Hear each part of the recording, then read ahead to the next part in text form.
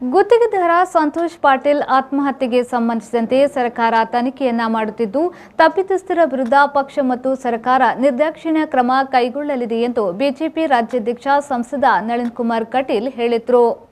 ಗುತ್ತಿಗೆದಾರ ಸಂತೋಷ್ ಪಾಟೀಲ್ ಆತ್ಮಹತ್ಯೆಗೆ ಸಂಬಂಧಿಸಿದಂತೆ ಸರ್ಕಾರ ತನಿಖೆಯನ್ನ ಮಾಡುತ್ತಿದ್ದು ತಪ್ಪಿತಸ್ಥರ ವಿರುದ್ಧ ಪಕ್ಷ ಮತ್ತು ಸರ್ಕಾರ ನಿರ್ದಾಕ್ಷಿಣ್ಯ ಕ್ರಮ ಕೈಗೊಳ್ಳಲಿದೆ ಎಂದು ಬಿಜೆಪಿ ರಾಜ್ಯಾಧ್ಯಕ್ಷ ಸಂಸದ ನಳಿನ್ ಕುಮಾರ್ ಕಟೀಲ್ ಹೇಳಿದರು.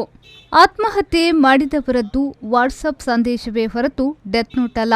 ಎಲ್ಲವನ್ನ ಪರಿಶೀಲಿಸಿ ತನಿಖೆಯನ್ನ ನಡೆಸಲಾಗುತ್ತಿದೆ. ಪ್ರಕರಣದ ಹಿಂದಿನ ಎಲ್ಲ ವಿಚಾರವನ್ನ ತನಿಖೆ ಮಾಡಬೇಕಾಗುತ್ತದೆ. ಈ ಪ್ರಕ್ರಿಯೆಗೆ 2-3 ದಿನ ಬೇಕಾಗಬಹುದು. ನಂತರ ಸತ್ಯಾಸತ್ಯತೆ ಕಂಡು ಕ್ರಮ ಕೈಗೊಳ್ಳಲಾಗುವುದೆಂದು ನಗರದಲ್ಲಿ ಸುದ್ದಿಗಾರರ ಪ್ರಶ್ನೆಗೆ ಬಿಜೆಪಿ ರಾಜ್ಯಾಧ್ಯಕ್ಷ ನಳಿನ್ ಕುಮಾರ್ ಕಟೀಲ್ ಪ್ರತಿಕ್ರಿಯಿಸಿದರು. ತನಿಖೆಯಲ್ಲಿ ಯಾರು ಆರೋಪಿಗಳು ಯಾರ ಮೇಲೂ ನಿರ್ದಾಕ್ಷಿಣ್ಯವಾಗಿ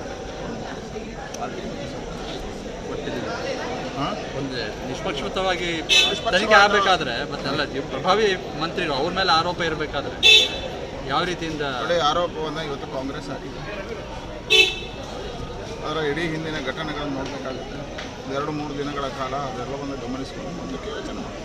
FIR ಆಗಿದೆ. ಒಬ್ಬ ಜನಸಾಮಾನ್ಯನ ಮೇಲೆ ಈ ರೀತಿ ಆರೋಪ ಬಂದಾಗ ತಕ್ಷಣ ಅವರ ಮೇಲೆ ಕ್ರಮ ಕೈಗೊಳ್ಳುತ್ತದೆ, ಪೊಲೀಸ್ ಬಂಧನ ಮಾಡ್ತದೆ, ಅವರ ಮೇಲೆ ಆಕ್ಷನ್ ತಗೊಳ್ತದೆ. ಈಗ ಪ್ರಭಾವಿ ಸಚಿವರ ಮೇಲೆ ಒಂದು ದೊಡ್ಡ ರೀತಿಯ ಆರೋಪ ಮಾಡಿದ್ದಾರೆ ಮತ್ತು ಆತ್ಮಹತ್ಯೆ ಮಾಡಿಕೊಂಡಿದ್ದಾರೆ.